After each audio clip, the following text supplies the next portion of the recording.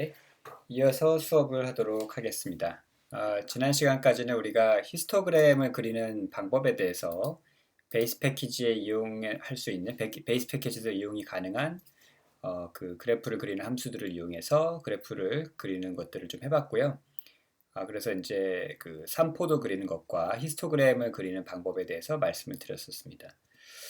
그리고 제가 깜빡하고 말씀을 안 드린 게 있는데 우리가 그 산포도를 그릴 때 사실은 지금 플랫이라는 함수를 썼는데 이 플랫이라는 함수가 사실은 굉장히 유용한 점들이 많아서 우리가 이 플랫이라는 함수에다가 이렇게 처음에 플랫이라는 함수를 써서 산포도를 그릴 때에는 x축에 들어갈 값과 y축에 들어갈 값을 다 줬잖아요. 그렇죠? 만약에 이제 이렇게 하지 않고 그 숫자들을 포함하고 있는 컬럼으로 이루어져 있는 데이터 프레임을 그대로 넘겨주어도 R은 똑똑하기 때문에 이 플랫 함수 자체가 이 안에 들어있는 그 모든 컬럼 값들을 하나씩 다 비교해 가지고 스캐터 플랫, 산포도를 다 나눠서 그려지게 됩니다. 요거 한 번만 시도해 보고 넘어가도록 하겠습니다. 요걸 그대로 empty cars라고 하는 데이터셋을 넘겨줘서 플러스에다가 그래프를 그려달라고 하면 자, 이런 그래프를 보여주게 됩니다. 이게 워낙 지금 크기 때문에 잘 보이지 않는데 제가 간단하게 좀 설명을 드리면 이게 이제 MPG 컬럼 값하고 여기 있는 게 이제 실린더 컬럼 사이에 이렇게 3포도를 그린 거고요. 예를 들어 여기 있는 거는 실린더하고 디스플레이스먼트 값 간의 3포도고요.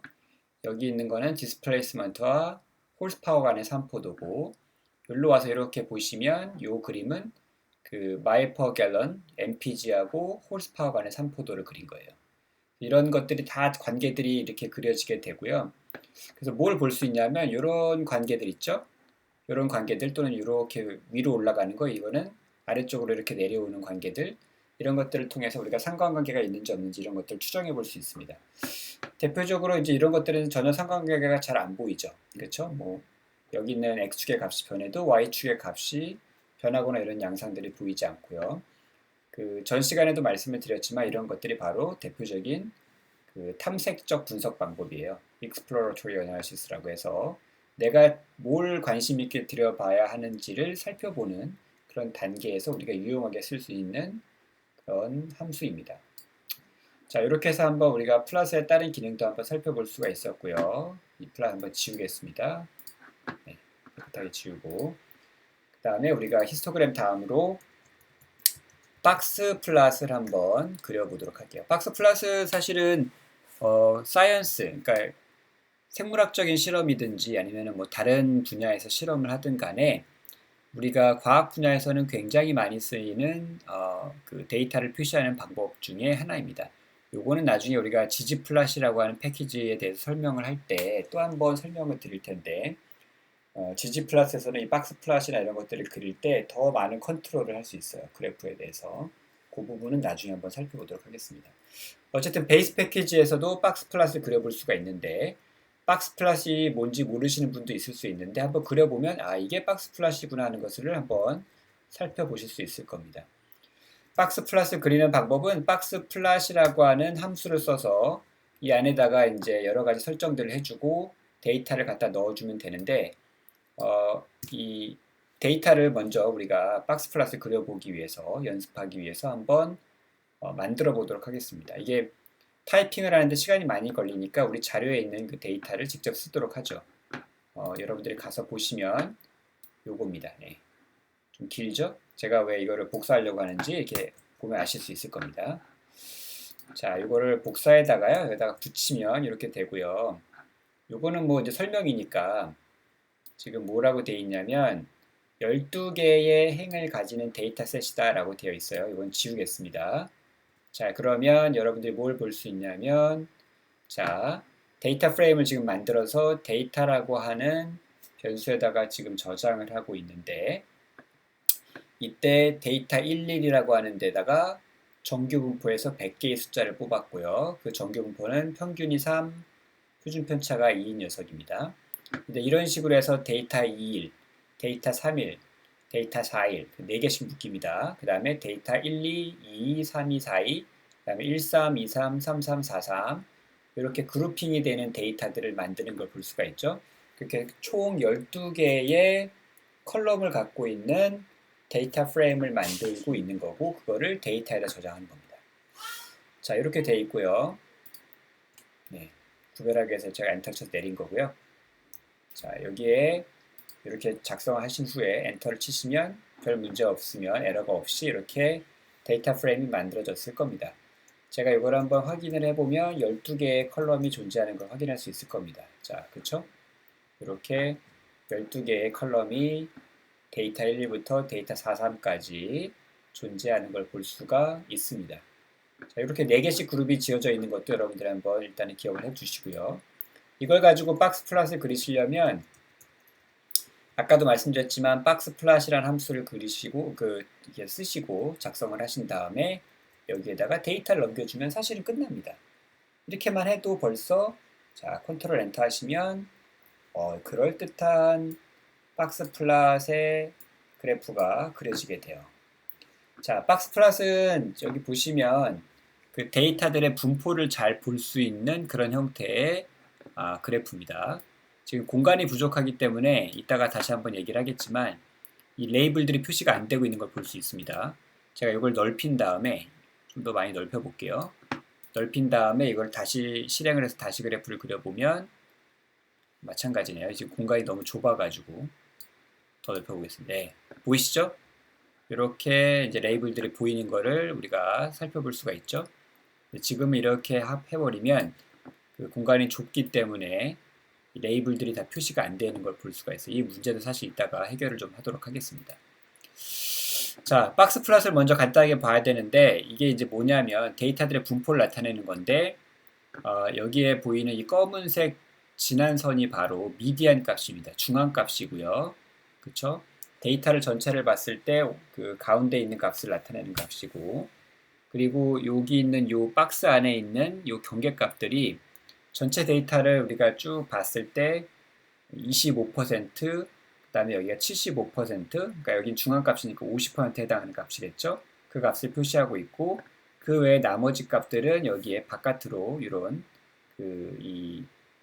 우리가 위스커라고 하는 걸로 이렇게 표시가 되어 있어요. 그리고 요거 바깥에 요거 말고 이렇게 동그라미로 표시되어 있는 이런 것들은 바로 우리가 이 특정한 어떤 범위 값을 벗어나는 요 범위 값이 1.25배를 여기에 한 거거든요. 요 간격에 1.25배를 해서 여기다 표시를 하는 건데 그 범위를 벗어나는 데이터들을 이렇게 표시한 거고 보통 이런 것들을 우리가 아웃라이어라고 부르게 됩니다. 예. 그러니까 이게 이 외따로 떨어져 있는 데이터 값입니다. 너무 크거나 너무 작은 값들을 나타내는 거예요. 물론 이제 아웃라이어는 원래 범위 자체가 굉장히 밀집되어 있으면 굉장히 붙어 있는 경우에도 아웃라이어로 표시가 될 수 있습니다. 그래서 여러분들이 박스 플롯에 대해서는 따로 한번 그 네이버라든지 구글을 찾아보시면 좀 더 정확한 설명을 보실 수가 있고 그런 것들이 필요한 이유는 아까도 말씀드렸지만 이런 과학 분야에서 굉장히 많이 쓰이는 데이터 표시 방법이기 때문에 그렇습니다. 어쨌든 이렇게 하면은 이 자체로도 벌써 그럴듯하게 쓸만한 박스 플롯이 그려지는데 항상 우리가 좀 불만을 가지게 되죠. 처음에 봤듯이 레이블들이 제대로 표시되지 않는 문제들도 있고요. 그 다음에 우리가 좀 색깔도 좀 바꿔줬으면 좋겠고 그리고 처음에 얘기했을 때 이게 4개씩 그룹핑이 지어진다고 했는데 그 그룹핑을 우리가 이거를 통해서는 지금 정확하게 눈으로 딱 보기가 어렵습니다. 그래서 좀 이렇게 4개가 떨어져 있고 이 4개가 따로 그룹이 돼 있고 이 4개가 좀 구별되게끔 그래프가 그려졌으면 좋겠는데 지금 그렇지 않은 상황이에요. 그래서 그런 것들 좀 해결해 보도록 하겠습니다. 먼저 우리가 컬러를 한번 집어넣어 볼까요? 예를 들어 내가 컬러를 여기다가 옵션이 똑같죠. 컬이라고 하는 옵션에다가 우리가 스틸 블루 이렇게 쳐 넣으시면 그래프가 이렇게 표시가 됩니다.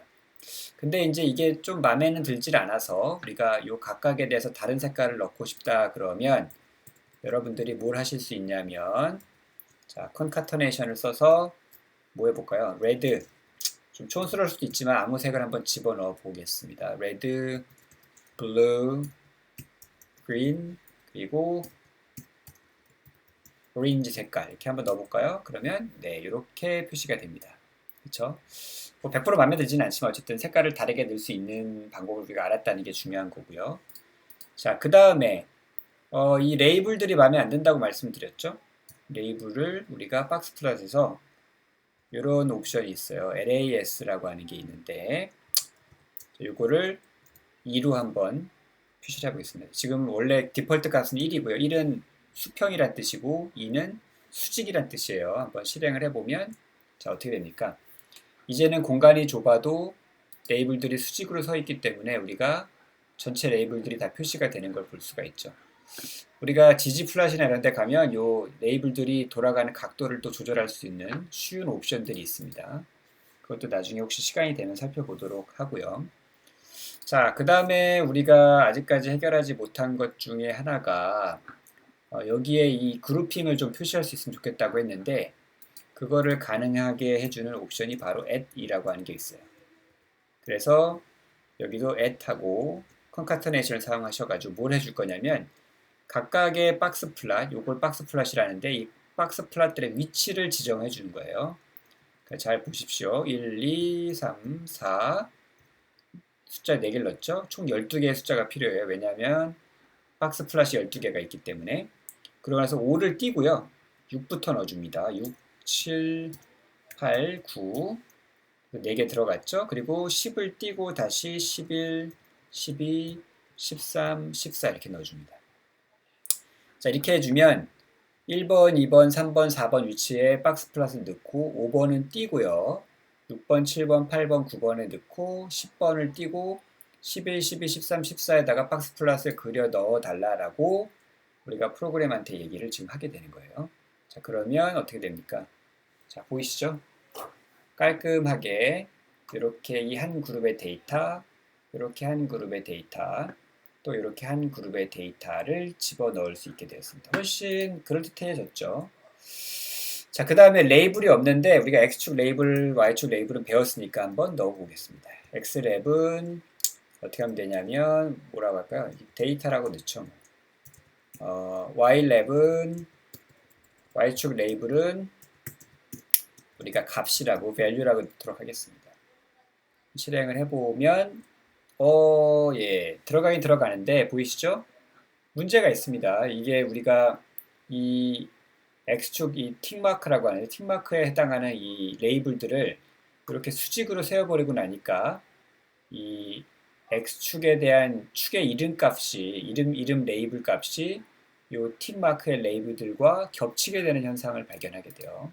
그렇죠?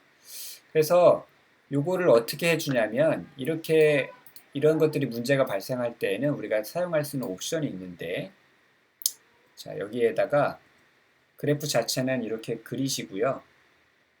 그 다음에 mText라는 게 있어요. 그래서 우리가 이 텍스트를 넣어주고 그 텍스트가 들어갈 이 면을 지정을 해주고 이 X축으로부터 또는 Y축으로부터 또 여기서부터 얼마만큼 떨어지게 되느냐를 나타내주는 값이 있습니다. 그래서 우리가 그거를 설정을 해주면 돼요. 그래서 한번 해보겠습니다. 텍스트를 뭐냐면 데이터가 될 거고요.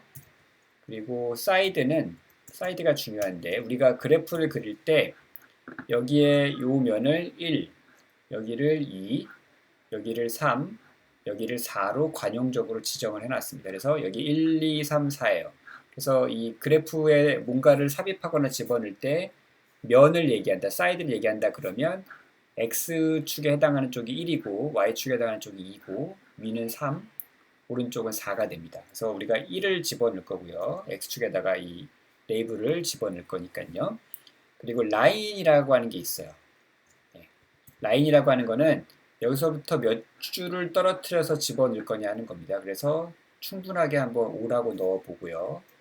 그 다음에 텍스트 사이즈는 우리가 그 앞에서 스캐터 플롯 3포도를 그릴 때 점의 크기를 결정할 때 우리가 CX라고 하는 그 아규먼트를 사용했었는데 여기서 마찬가지로 이걸 써보도록 하겠습니다. 지금 제가 감이 없기 때문에 일단은 이거를 5라고 한번 해보죠. 그러고 나서 실행을 하면 어우 너무 큽니다. 그쵸?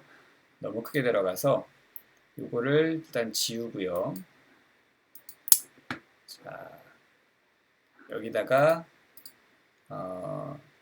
2라고 하고요. 다시 한번 실행을 해보죠. 네, 이렇게 되죠. 지금 보면 이게 그래프가 이 마진이라고 하는데 마진 부분이 너무 지금 좁아서 이쪽은 굉장히 넓은데 상대적으로 그렇죠? 그래프가 이렇게 그려지는 걸 볼 수가 있어요. 일단은 요거는 이대로 두고 요거를 1로 줄이고요. 그래프도 한번 싹 다시 지우고 다시 그려보도록 하죠. 박스 플러스를 다시 그리고요.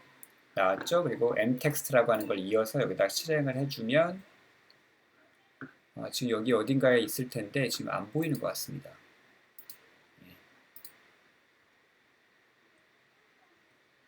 지금 요 밑에 마진이 짧아가지고 보이지 않는 상태인 것 같고요.